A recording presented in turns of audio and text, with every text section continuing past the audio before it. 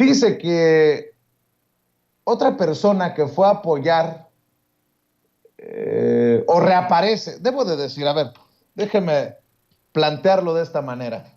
Reaparece y sigue por el país confirmando su apoyo a la lucha contra la corrupción es el doctor Santiago Nieto, ex titular de la Unidad de Inteligencia Financiera. De hecho, apareció en Hidalgo, en un foro anticorrupción, en donde también estuvo el candidato de Morena, Julio Menchaca. Y yo le agradezco mucho al doctor Santiago Nieto, que hoy sí haya hecho circo, maroma y teatro para estar con nosotros. Esto de las conexiones técnicas y digitales a veces nos complican la vida, pero ya está conectado en el sistema de Sin Censura.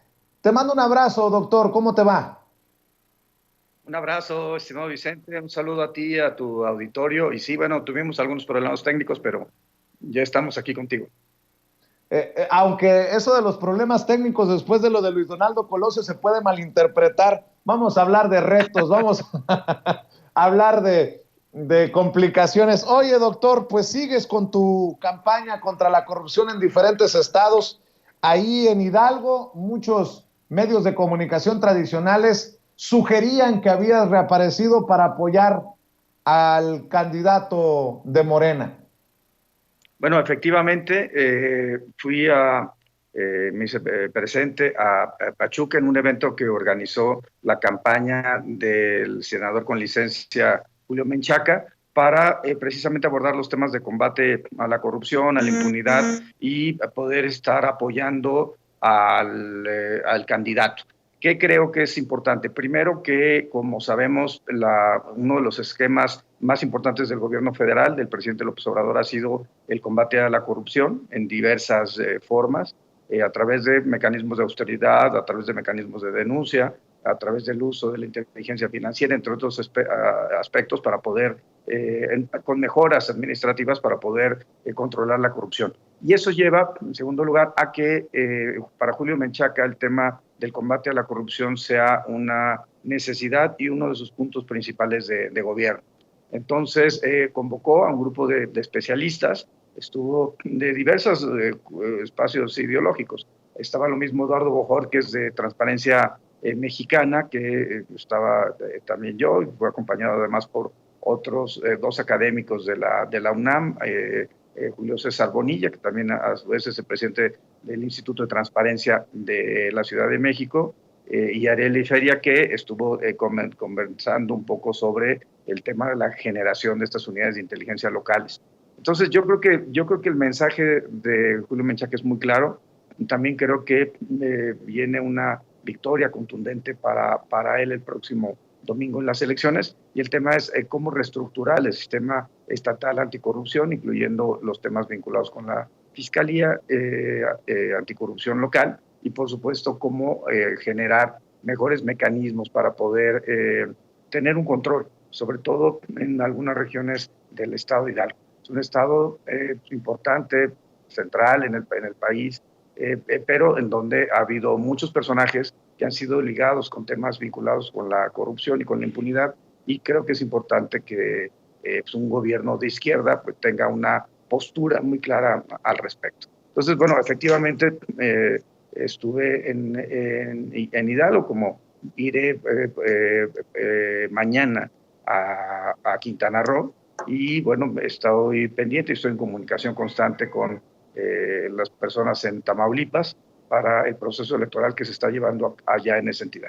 No es secreto que tú le seguías la pista al señor, y fíjate que me estoy viendo muy elegante, al señor gobernador Cabeza de Vaca, Francisco García Cabeza de Vaca, y su red de corruptelas. Y todo parece indicar que el gobernador patalea, con patadas de ahogado, busca detener que se pierda el poder por parte de este grupo allá en Tamaulipas. Hay personajes extraños, turbios.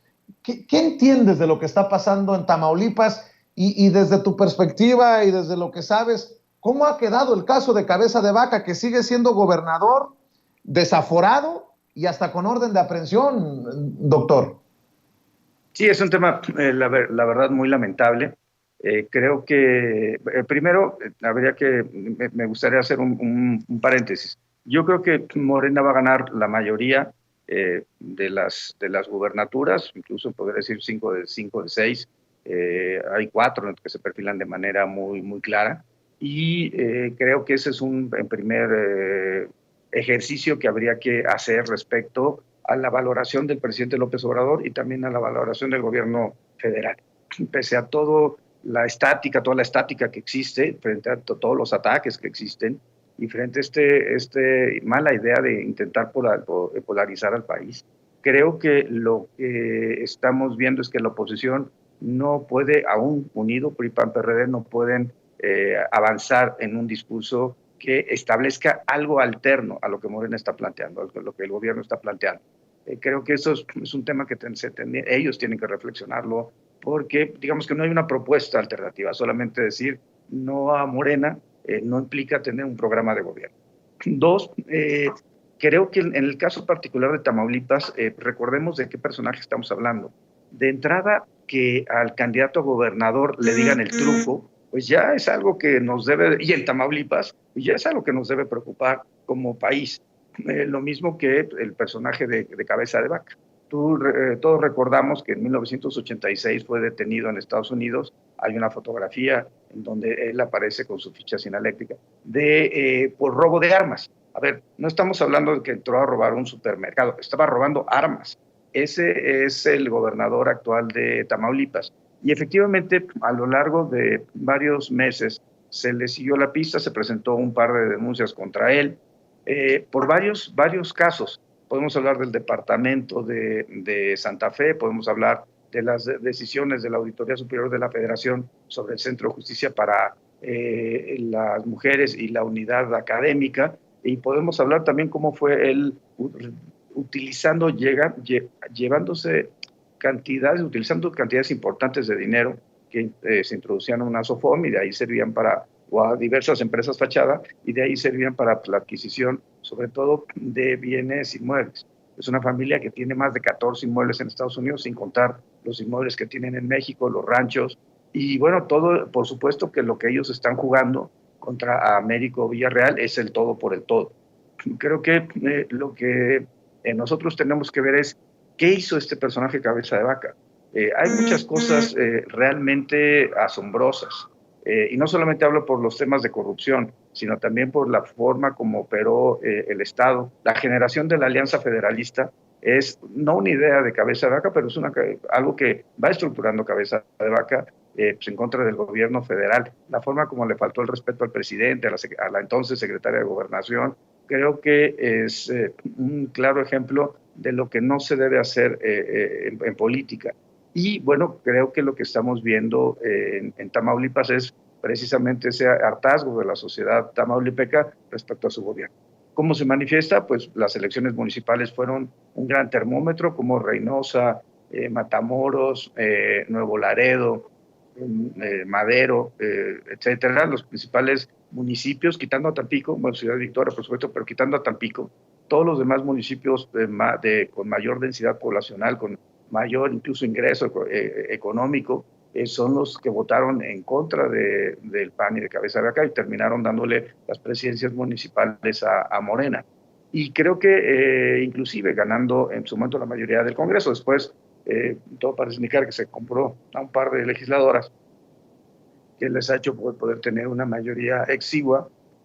Pero bueno, yo creo que lo más complejo de este proceso ha sido cómo Cabeza de Vaca ha estado estructurando un esquema en donde la Procuración de Justicia es usado en contra de los presidentes municipales para amedrentarlos, para intimidar, en algo que si fuera Corea del Norte lo creería, pero que en Tamaulipas, en México, con la frontera con Estados Unidos, tengamos un gobierno que esté actuando así, me parece absolutamente lamentable.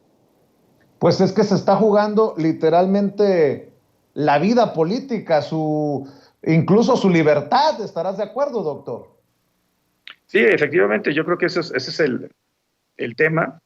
Yo lo que hubiera hecho no solamente es solicitar el desafuero contra él, sino también lo hubiera solicitado contra el hermano, hubiera solicitado órdenes de presión contra el otro hermano. porque la red de corrupción involucra a varios integrantes de la familia.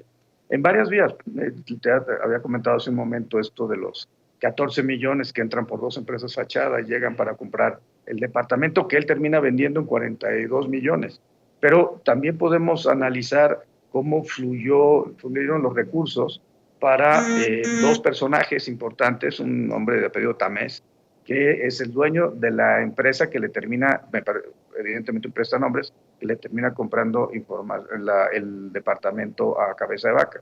Y no solamente eso, el tema de las energías limpias. Por supuesto que todos estamos a favor de las energías limpias, pero cuando las energías limpias se ponen en los campos, en los ranchos de los prestanombres del gobernador o de sus propios ranchos, pues es cuando uno empieza a decir que realmente no es un discurso por la energía limpia, sino es un discurso por la corrupción y por la ganancia propia. Creo que todos estos elementos habría que ponerlos en consideración. El flujo de dólares en efectivo, a ver, perdóneme, son $250,000 en una operación, $507,000 en una operación, otra de $512,000, todos estos en años vinculados con procesos electorales.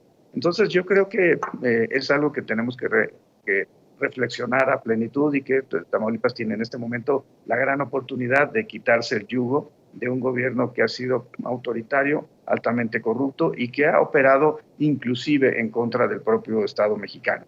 No podemos olvidar cómo hicieron investigaciones en Estados Unidos para afectar a personajes del gobierno mexicano. No podemos, o familiares de personas del gobierno mexicano, no podemos olvidar cómo inclusive pagaban a empresas norteamericanas para que se hiciera investigación contra personas en Estados Unidos, incluyéndome a mí en lo particular, pero también a familiares del más alto círculo político de este país. Y bueno, ¿en qué está la cosa? Hace un momento acaba de hacerse público por un periódico a nivel nacional que la Suprema Corte de Justicia está listando para resolver las controversias constitucionales presentadas, una por el Estado de Tamaulipas y la otra por parte de la Cámara de Diputados, en donde se resuelve la interpretación del artículo 111 constitucional. A mí me parece una mala idea que unos días de las elecciones la Corte, en el sentido que vengan los proyectos y en el sentido que quiera resolver, esté resolviendo un asunto de esta naturaleza política. Creo que valdría la pena tener prudencia y esperar a que pasara la jornada electoral. Pero bueno, mi punto más relevante aquí es, estamos hablando de procesos electorales donde Morena va caminando de forma importante, donde, por ejemplo, Quintana Roo me parece que va a ser un triunfo holgado por parte de Mara Lezama, también en Oaxaca es claro, en Hidalgo lo vio claro, en Tamaulipas lo vio claro, y creo que incluso, como decía hace un momento, creo que Morena puede llevarse 5 de 6 gobernaturas sin problema, y además de que Aguascalientes es un estado pues, conservador en su, digamos, en su fuerza, en su ideología, también pues, Morena va creciendo de manera importante. Por tanto, cuando se plantea que la cuarta transformación está por terminar, la verdad es que yo no lo veo. Veo exactamente el fenómeno inverso, el fenómeno de ampliación de la perspectiva y de la visión de tener un gobierno de izquierda, lo cual es absolutamente relevante para cualquier esquema. Creo que México, como sabemos, es un país con más de 60 millones de personas en pobreza y desde el general Lázaro Cárdenas no teníamos un gobierno hacia la izquierda. Entonces, creo que es importante sostener, apoyar, por supuesto, debatir para poder fortalecer al gobierno federal y con ello, fortalecer a nuestro país. Prometido con la cuarta transformación como desde que nos conocimos, cuando eras titular de la Unidad de Inteligencia Financiera. Déjame preguntarte, porque estás activo en redes, estás activo en tu lucha contra la corrupción.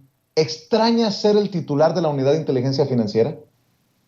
A ver, era un ciclo, como lo comentamos en alguna ocasión, yo preferí renunciar a generar algún problema al proyecto. Me parece que el proyecto es más importante y creo que cada uno de nosotros debe asumir esa postura. Cuando ya por alguna cuestión en este caso incluso externa a mí o a mi esposa, generó el, el escándalo que se generó. Yo creo que era importante dar un paso al lado y, bueno, pero mantener las posiciones ideológicas. Creo que eso es algo en lo que no podemos cambiar.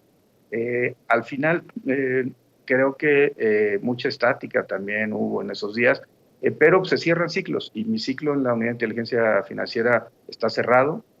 Yo estoy muy agradecido con el presidente López Obrador que me haya permitido la oportunidad de haber colaborado con él durante los 3 primeros años de su gobierno y bueno, vendrán otras cosas. En este momento estoy en la academia reflexionando, leyendo mucho, escribiendo mucho. Estoy con el libro de memorias, por supuesto, pero también como encontrando temas que podrían ser importantes desarrollar en términos económicos y políticos, y por supuesto los temas de transparencia y combate a la corrupción.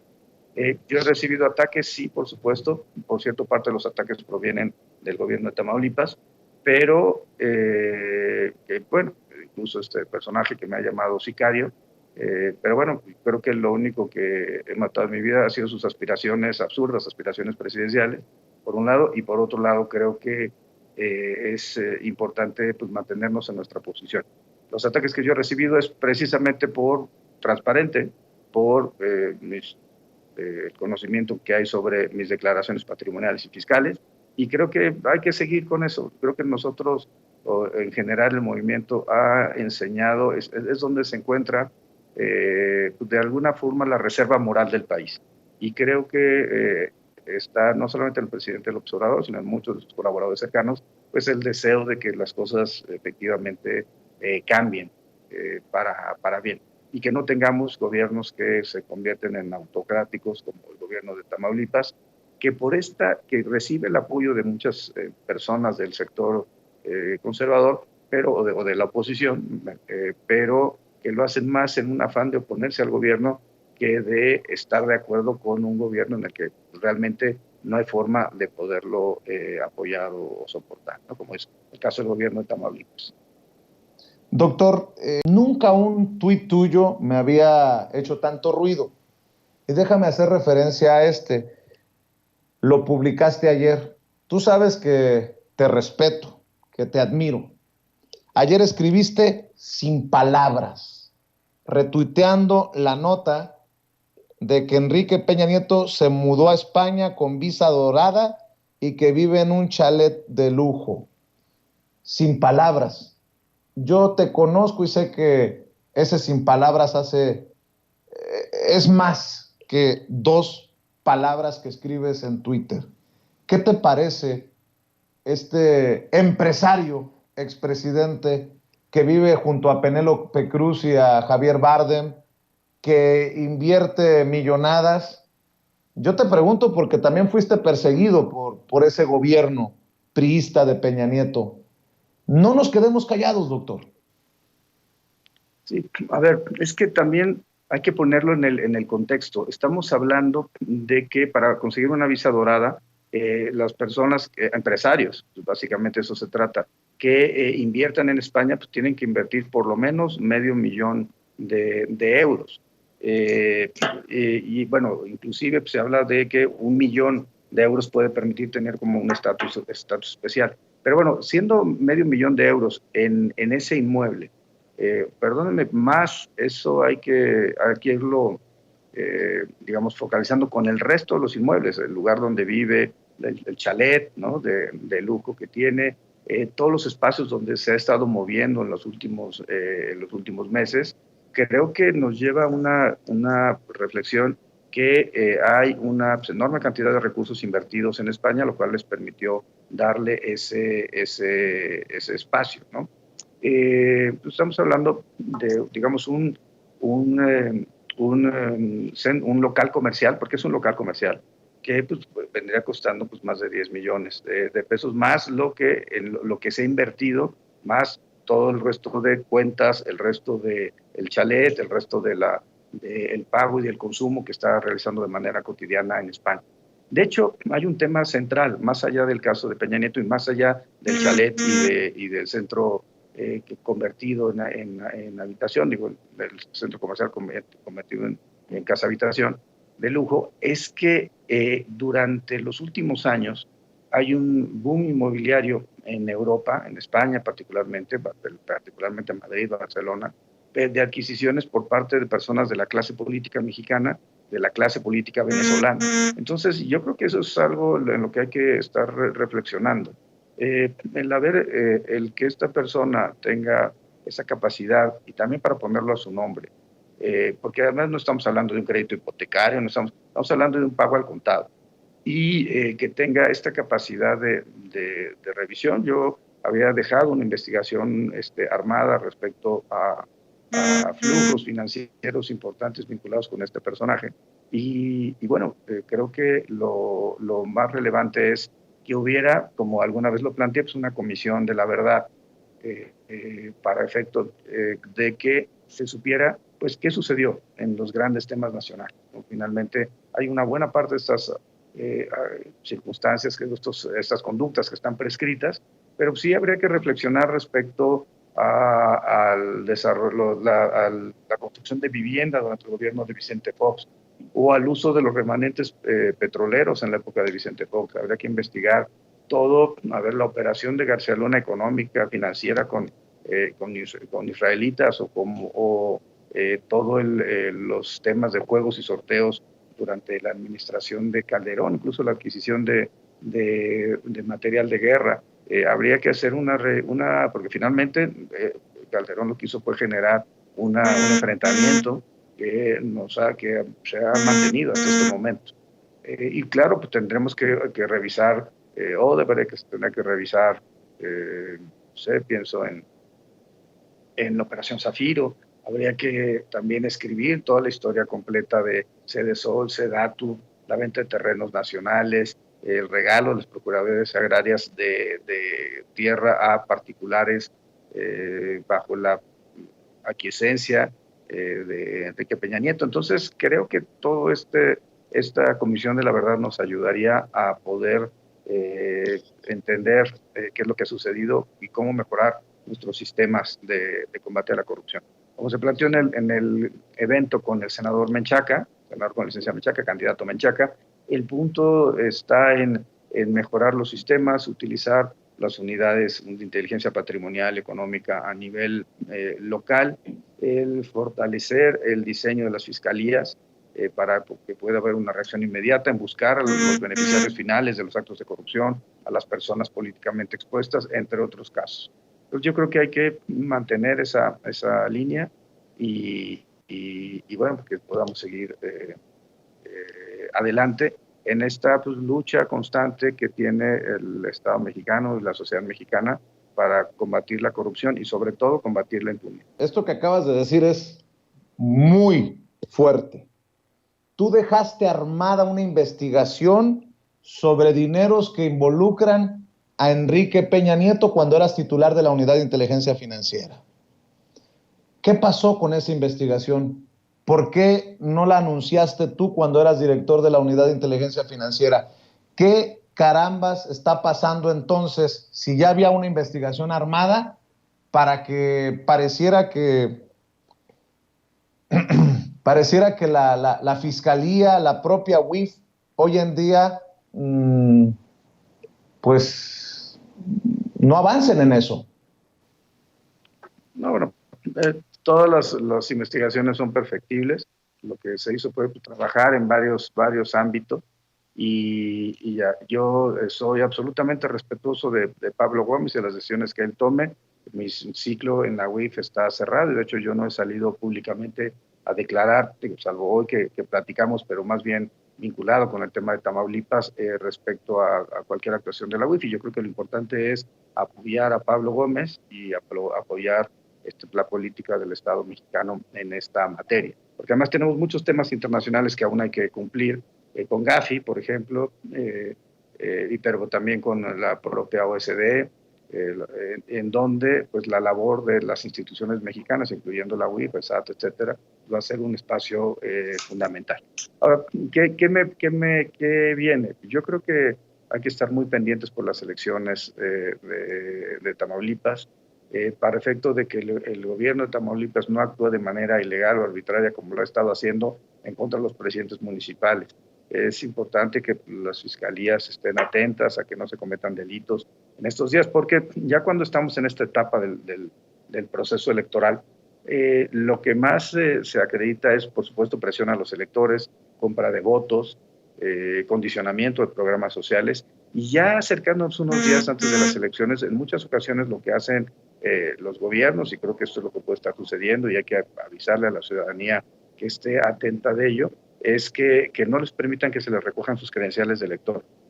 Generalmente, y seguramente el gobierno de Tamaulipas estará en un proceso así, buscando recoger credenciales de elector para efecto que las personas no participen en el proceso electoral y no le den su voto a Américo Villarreal y los candidatos de Morena.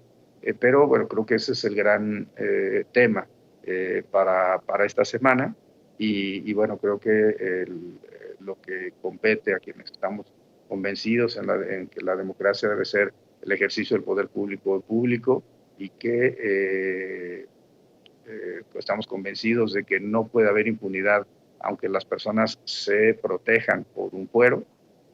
Debemos de seguir poniendo nuestro granito de arena para que las cosas mejoren en nuestro país.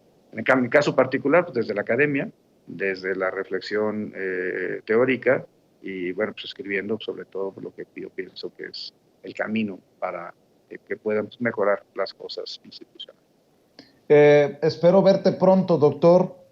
Estoy de acuerdo contigo, hay que estar al pendiente y cuidar lo que ocurre en estados como Tamaulipas, pero así como tú eres muy respetuoso, yo también soy muy respetuoso y te voy a insistir con algo, porque esto sería muy relevante para nosotros y para la audiencia, las miles de personas que están en el chat.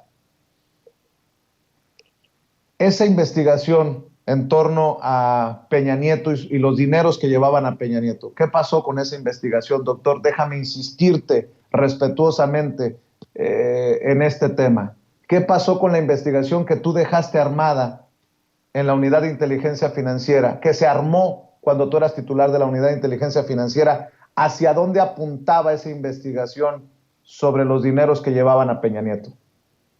Bueno, era un tema vinculado más bien con empresas, pero por ejemplo, y por eso decía que las investigaciones siempre hay que perfeccionarse, pues no tenía yo conocimiento hasta que el país lo hizo público de pues, esta adquisición en España, o esta serie de adquisiciones en España, por ejemplo, eso no estaba contemplado. Entonces yo creo que hay muchas cosas que hay que perfeccionar. Ahora, pero insisto en lo mismo, yo creo que los procesos de investigación no terminan nunca, siempre hay que estar actualizándolos, y sobre todo en los ámbitos de la inteligencia financiera, porque el flujo de capitales sigue funcionando, se mantiene. Entonces yo creo que lo que hay que revisar es eso, ir pensando en como país cómo podemos integrar la parte de seguridad, la parte de prevención del delito, la parte de procuración de justicia, de impartición de justicia, inteligencia financiera, naval, civil, por supuesto ejecución de penas para poder tener una política criminal de Estado. Creo que ese es el gran objetivo, siempre es perfectible y creo que tenemos que irnos encaminando hacia ahí. Por mi parte, yo insisto, mis temas ya están en el ámbito académico, estoy contento de haber podido no volver a clases porque en realidad nunca las dejé, pero poder tener pues, más tiempo para preparar, para leer, para escribir. Y bueno, yo espero pronto poderte dar ya la noticia de que el libro se va a imprenta. Todavía no sé cómo lo voy a poner, pero tendría que ser, no sé, Sin filias ni fobias 2 o no sé, algo que tuviera que ver con inteligencia y, por supuesto, cuarta transformación. Pues estaremos al pendiente y espero verte pronto. Más allá de el momento, espero que no sea en un restaurante en el que me vayan a romper los lentes. Ya después, ya me imagino que te enteraste en dónde me rompieron los lentes, pero te mando un abrazo, doctor, y quiero agradecer siempre tu generosidad, tu paciencia y estos detalles que tienes con la audiencia de Sin Censura. Un abrazo, Vicente, un abrazo a tu audiencia. Y sí, me pareció muy lamentable los hechos que sucedieron al sur de la Ciudad de México. Me parece que es como un reflejo de la intolerancia y es algo hacia donde no debemos caminar. Te mando un abrazo, saludos a la familia. Un abrazo, claro que sí. Gracias. El doctor Santiago Nieto, hablando con nosotros sin censura.